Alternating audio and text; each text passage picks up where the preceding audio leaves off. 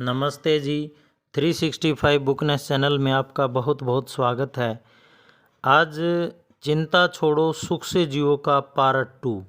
आज की पीढ़ी में रहना, यानी न भूतकाल की चिंता न वर्तमान की कोई परेशानी। अभी हम इसी से संबंधित एक उदाहरण देते हैं आपको।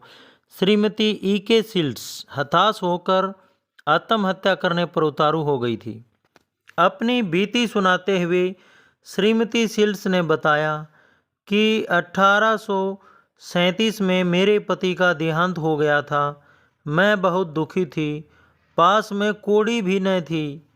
मैंने कैनसास के रोज फ्लावर कंपनी के मालिक के श्री लियो रोज से नौकरी देने के लिए प्रार्थना की। उनके अधीन मैं पहले भी काम कर चुकी थी, इसलिए पहले वाला काम मुझे फिर मिल गया।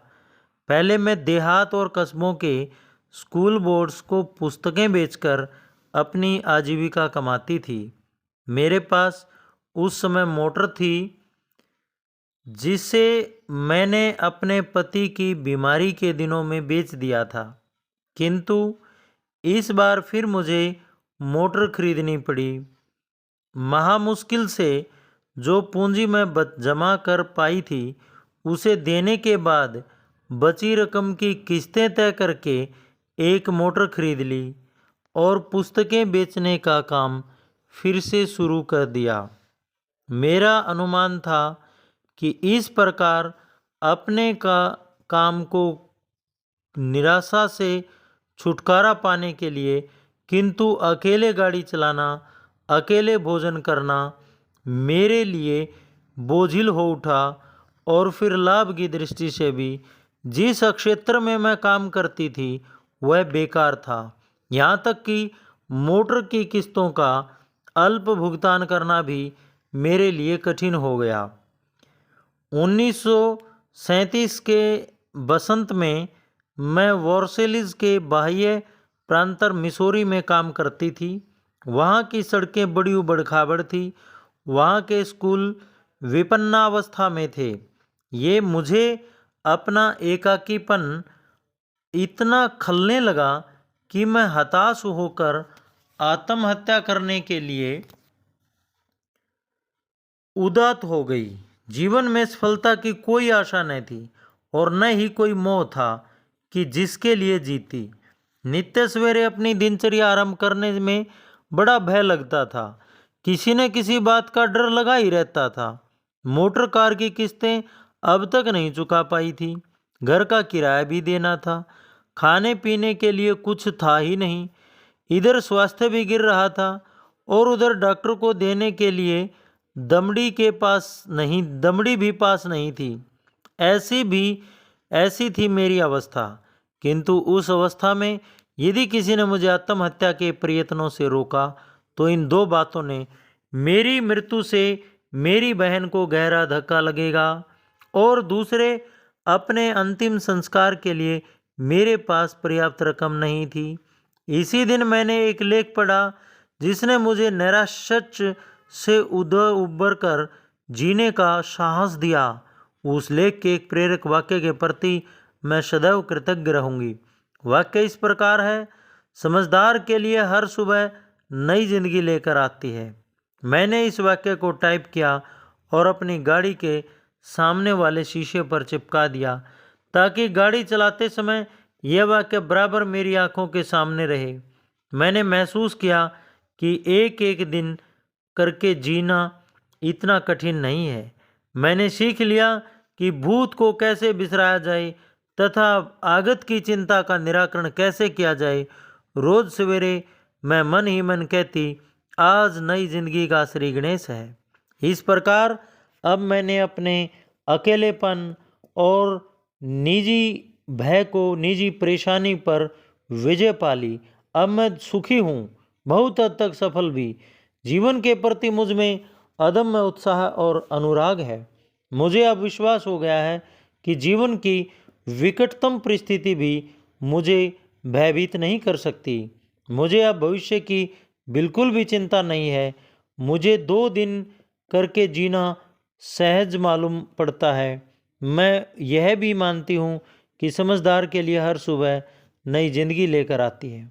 क्या आप जानते हैं कि निम्नलिखित पद्यांश किसने लिखा? सुखी मानव तो वही है जहाज अपना बना ले, और हो आश्वस्त कह दे जी लिया बस आज मैं तो, कल जो करना हो तू कर ले। लगता है जैसे यह पद्यांश आधुनिक युग की रचना हो, इसी युग की अभिव्यंजना हो, किंतु ऐसी बात नहीं है। ईसा से 300 वर्ष पूर्व रोमन कवि हॉर्स ने इस पद्यांश की रचना की थी। मानव प्रकृति की अत्यंत शोचनीय प्रकृति है। हम वस्तु स्थिति से पलायन कर सकते हैं। अपने गवाक्ष के बाहर इठलाते इन विकसित पुष्पों के सौंदर्य की उपेक्षा करके हम अंतरिक्ष के काल्पनिक नंदनवन में खो जाते हैं। आखिर हम ऐसी मूर्खता क्यों करते हैं? इतने दयनीय एवं मूढ़ हम क्यों हो जाते हैं? स्टेफन लिकोक ने लिखा है कि हमारे जीवन की यह छोटी सी शोभा यात्रा भी कितनी विचित्र है। आज का काम कल पर छोड़ दिया जाता है। बालक कहता है कि किशोर होने पर देखा जाएगा। किशोर युवावस्था की प्रतीक्षा करता है और युवा बनने पर कहता है गृहस्थ करने पर देखेंगे, और तब तक विचार बदल जाता है। सोचता है गृहस्थ हो गया तो क्या हुआ, पहले सांसारिक झंझटों से निपट लूं तब देखूंगा। और जब कामकाज से छुट्टी मिल जाती है तब वह अपने अतीत पर दृष्टिपात करके कहता है, उसे लगता है जैसे अतीत पर पाला पड़ गया हो, सब कुछ समाप्त हो गया हो, और तब कहीं जाकर इतने विलंब के बाद उसे जीवन के प्रत्येक पल के पूर्ण दोहन में जीवन की सार्थकता का मान होता है। डेट्रॉइट के स्वर्गीय एडवर्ड इवांस ने यह जानने के पूर्व कि प्रत्येक पल का पूर्ण दोहन ही जीवन की सार्थकता है, चिंता में पड़कर अपने को अधमरा बना लिया था। निर्धनता में पले इस इवांस ने समाचार पत्र बेचकर जीविकोपार्जन का श्री गणेश किया था। फिर पंसारी के मुनीम के रूप में काम किया। उसके उपरांत 7 कुटुंबियों के पोषण का दायित्व निभाते हुए वह सहायक लाइब्रेरियन का काम करने लगा। वेतन कम था, फिर भी नौकरी छोड़ने से उसे भय लगता था। 8 वर्ष इसी तरह बीत गए, तब जाकर कहीं उसने अपना स्वतंत्र व्यवसाय आरंभ करने का साहस किया। अपने निजी व्यवसाय का श्री गणेश कर दूसरों से उधार लिए हुए $25 की भूल पूंजी पर ही केवल 1 वर्ष में उसने $20,000 कमा लिए। किंतु बाद में एक घातक आर्थिक संकट ने उसे दबोच लिया। अपने एक मित्र के लिए उसने भारी रकम अटका दी और वह मित्र बाद में दिवालिया हो गया। संकट का अंत यहाँ नहीं हुआ, शीघ्र ही एक और संकट ने उसे घर दबोचा। जिस बैंक में उसने अपनी समूची धनराशि जमा कर रखी थी वह भी फेल हो गया। नतीजा यह हुआ कि वह कंगाल हो गया और ऊपर से 16,000 का कर्ज और आन पड़ा। इस आघात को वह सह नहीं सका। अपनी उस अवस्था का उल्लेख करते हुए उसने बताया कि उन दिनों मेरा खाना पीना हराम हो गया था। मैं एकदम बीमार पड़ गया। चिंता चिंता और चिंता, चिंता ही मेरी बीमारी का मूल कारण थी। एक बार मैं चलते चलते रास्ते में अचेत होकर गिर पड़ा। एक कदम चलना भी मेरे लिए दूभर हो गया था। मैंने बिस्तर पकड़ लिया। मेरे शरीर में फोड़े निकल आए और धीरे धीरे वे भीतर ही भीतर बढ़ने लगे। पीड़ा इतनी बढ़ी कि बिस्तर पर पड़े पड़े अपने आप पर गलानी हो आई। अशक्ति बढ़ती गई। अंत में डॉक्टर ने मेरे जीवन की अवधि कुछ 2 सप्ताह निश्चित कर दी। इससे मुझे गहरा धक्का लगा। मैंने अपनी वसीयत लिखी और बिस्तर में लेटे लेटे मृत्यु की प्रतीक्षा करने लगा। सोचा अब संघर्ष और चिंता से कोई लाभ नहीं। चिंता को ताक में रख मैं विभिन्न निश्चित होकर सो गया। ज़्यादातर लोग सलाह देते थे कि मुझे चिंता से दूर हो जाना चाहिए। लगातार 2 सप्ताह से मैं सोया नहीं था, किंतु इस बार जीवन तथा उसकी समस्याओं के अंत को इतना निकट देखकर जो सोया तो घोड़े बेचकर सोया। मुझे अशक्त करने वाली थकान मिटने लगी।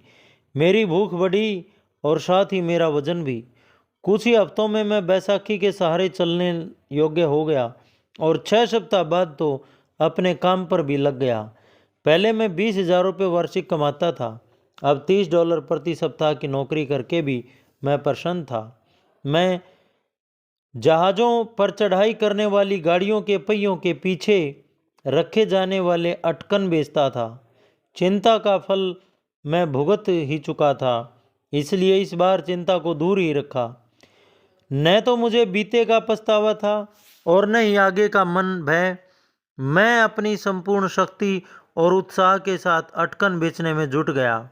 अपनी कार्य क्षमता के फलस्वरूप एडवर्ड इवांस ने तीव्र गति की और कुछ ही वर्षों में कंपनी का प्रधान बन गया। उसकी इवांस प्रोडक्ट्स नामक कंपनी गत कई वर्षों से न्यूयॉर्क स्टॉक एक्सचेंज की सूची में स्थान पाती आ रही है। यही नहीं, 1945 में मृत्यु के समय तक एडवर्ड एस इवांस की गणना अमेरिका के अत्यंत प्रगतिशील व्यावसायिकों में की जाती थी। यदि आप कभी ग्रीनलैंड पर होकर उड़ें तो इवांस विमान स्थल पर उतर सकते हैं। एडवर्ड एस इवांस के सम्मान में ही इस विमान स्थल का नामकरण हुआ था। इवांस के जीवन की उक्त घटना की उल्लेखनीय बात यह है कि यदि उसे चिंता करने की मूर्खता का भान नहीं हुआ होता और आज की पीढ़ी में रहना न आया होता तो उसे अपने जीवन और व्यवसाय में अर्जित असफलताओं से उत्पन्न उल्लास का अनुभव नहीं हुआ होता। ईसा के 500 वर्ष पूर्व एक ग्रीक दार्शनिक हेराक्लिटस ने अपने छात्रों को बताया कि सब कुछ बदलता है, केवल परिवर्तन का नियम नहीं बदलता। अपने इस कथन को स्पष्ट करते हुए उसने कहा कि बहती सरिता के पल पल परिवर्तित जल में एक बार पैर रखकर उसी जगह दूसरी बार फिर उसी जल में पैर नहीं रखा जा सकता, क्योंकि तब तक वो तो बहने वाला जल बह चुका होता है। सरिता का जल पल पल परिवर्तित और प्रवाहित होता रहता है। यही नियम मानव जीवन के साथ भी लागू होता है। जीवन निरंतर बदलता रहता है, इसलिए आज ही शाश्वत है, फिर निरंतर परिवर्तित अनिश्चित एवं अनबुझे भविष्य की गुत्थियां सुलझाने में आज के सुख को नष्ट क्यों किया जाए। प्राचीन रोमन लोगों का कथन था कि आज को हाथ से न जाने दो, आज का पूर्ण उपयोग करो। नोवेल टॉमन का दर्शन भी यही है। हाल ही में उनके खेतों पर उनके साथ लेखक ने एक सप्ताह बिताया था। वहाँ उनके ब्रॉडकास्टिंग स्टूडियो की दीवारों पर जहाँ प्राण उनकी नज़र पड़ती रहती थी, उन्होंने ये शब्द लिख रखे थे, यह आज ईश्वरीय त्रुटि है, हम इसे भोगेंगे और इसमें प्रसन्न रहेंगे। जॉन रस्किलिन अपनी डेस्क पर साधारण पत्थर का एक टुकड़ा रखते थे जिस पर आज शब्द अंकित था। यद्यपि मेरी डेस्क पर इस तरह का कोई पत्थर नहीं है, तथापि अपने दर्पण पर, जिसे मैं रोज सवेरे दाढ़ी बनाते समय अपनी छवि देखता हूँ, न के मारन के प्रसिद्ध नाटककार कालिदास की कविता लगा रखी है। सर ओसलर भी इसी कविता को अपनी डेस्क पर रखते थे। वो कविता है, आज का स्वागत करो यही जीवन है, जीवन का सार है, मानव अस्तित्व की सभी विविधताएं वास्तविकताएं इसमें निहित हैं, इसमें विकास का वरदान है, कर्म का महात्म्य है और सिद्धि का वैभव, भूत सपना है और भविष्य कल्पना, सुखद वर्तमान से ही भूत के सुखद सौपन की सृष्टि होती है और आने वाला कल आशा में बन जाता है। इसलिए आज का प्रेम से स्वागत करो। यही उपा के प्रति हमारा अभिनंदन है। चिंता के विषय में जानने योग्य सबसे पहली बात यह है कि यदि आप इसे अपने जीवन से दूर रखना चाहते हैं तो वही करो जैसा सर विलियम ओस्लर ने किया था। भूत और भविष्य को लो कपाटों में जड़ दो और आज की प्रीति में रहिए। आप मन ही मन निमन प्रश्न कीजिए और उनके उत्तर अपने आप ही लिख डालिए। क्या मैं भविष्य की चिंता में या अंतरिक्ष के कल्पित नंदनवन की लालसा में वस्तु स्थिति से पलायन तो नहीं करता? बीती हुई बातों पर दुखी होकर क्या मैं अपने वर्तमान को कटु तो नहीं बना लेता? क्या मैं रोज सवेरे दिन को सार्थक बनाने तथा उसका पूर्ण दोहन करने के निश्चय के साथ जागता हूँ? क्या आज की परिधि में रहकर मैं जीवन से कुछ अधिक पा सकता हूँ? इस कार्य का आरंभ कब करूँगा? अगले सप्ताह, कल, आज? धन्यवाद।